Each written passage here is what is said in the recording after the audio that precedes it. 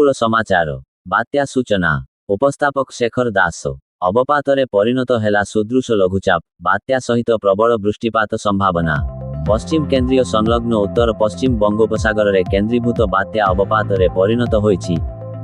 ବର୍ତ୍ତମାନ ଏହି ବାତ୍ୟା ଗୋପାଳପୁର ଠାରୁ 260 କିମି ପୂର୍ବ ତଥା ଦକ୍ଷିଣ ପୂର୍ବରେ ରହିଛି। ପାରାଦୀପ ଠାରୁ 290 କିମି ଦୂର ଦକ୍ଷିଣ ପୂର୍ବରେ ଅବପାତ ଆସନ୍ତା 24 ଘଣ୍ଟା ମଧ୍ୟରେ ଏହା ଉତ୍ତର ପଶ୍ଚିମ ଦିଗରେ ଗତି କରି ଗଭୀର ଅବପାତରେ ପରିଣତ ହେବ।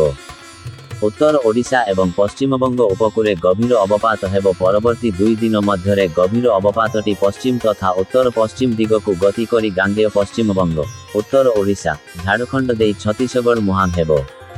ପ୍ରଭାବରେ 11 ତାରିଖ ପର୍ଯ୍ୟନ୍ତ ରାଜ୍ୟରେ ନିର୍ଦ୍ଧୁମ ବର୍ଷା ହେବ ବୋଲି ପୂର୍ବାନୁମାନ କରିଛି ଆଞ୍ଚଳିକ ପାଣିପାଗ କେନ୍ଦ୍ର। ଭୀଷଣ ବର୍ଷା ନେଇ ଜିଲ୍ଲାକୁ ରେଡ୍ ଆଲର୍ଟ ଜାରି କରାଯାଇଛି। ପୁରୀ, ଜଗତସିଂହପୁର, କଟକ, ଖୋର୍ଦ୍ଧା, ନୟାଗଡ଼, ଢେଙ୍କାନାଳ, ଅନୁଗୁଳ ଜିଲ୍ଲାରେ 200 ମିଲିମିଟରରୁ ଅଧିକ ବର୍ଷା ସମ୍ଭାବନା ରହିଛି।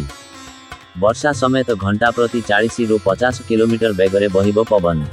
ଝଟକା ପବନ ଘଣ୍ଟା ପ୍ରତି 60 କିଲୋମିଟର ରହିପାରେ।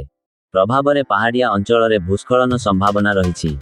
ଦୀର୍ଘଦିନ ଧରି ବର୍ଷା ଆକ୍ରାନ୍ତ ତଳିଆ ଅଞ୍ଚଳରେ ଆକସ୍ମିକ ବନ୍ୟା ପରିସ୍ଥିତି ସୃଷ୍ଟି ହୋଇପାରେ। କଚ୍ଚା ଘର କଚ୍ଚା ରାସ୍ତା ପ୍ରଭାବିତ ହେବା ସହ ଗଛ ଡାଳ ଭାଙ୍ଗିବାର ସମ୍ଭାବନା ରହିଛି। ଅବପାତ ପ୍ରଭାବରେ ସମୁଦ୍ର ଅଶାନ୍ତ ରହିବ। ଏଥିପାଇଁ ଆସନ୍ତା 11 ତାରିଖ ପର୍ଯ୍ୟନ୍ତ ମତ୍ସ୍ୟଜୀବୀଙ୍କୁ ସମୁଦ୍ରକୁ ଯିବାକୁ ମନା କରାଯାଇଛି। ଧାମରା, ପାରାଦୀପ, ପୁରୀ ଏବଂ ଗୋପାଳପୁର ବନ୍ଦରରେ 3 ନମ୍ବର ବିପଦ ସଂକେତ ଜାରି କରାଯାଇଛି। ପ୍ରତିକାର ସ୍ୱରୂପ ସରକାରଙ୍କ ତରଫରୁ ଆପାତକାଳୀନ ସ୍ଥିତି ପାଇଁ ପ୍ରସ୍ତୁତ ରହିବାକୁ ସମ୍ପୃକ୍ତ ଅଞ୍ଚଳରେ ଅଫିସରମାନଙ୍କୁ ନିର୍ଦ୍ଦେଶ ଦିଆଯାଇଛି। ଉପକୂଳ ସମାଚାର ବନ୍ଦେ ଉତ୍କଳ ଜନନୀ।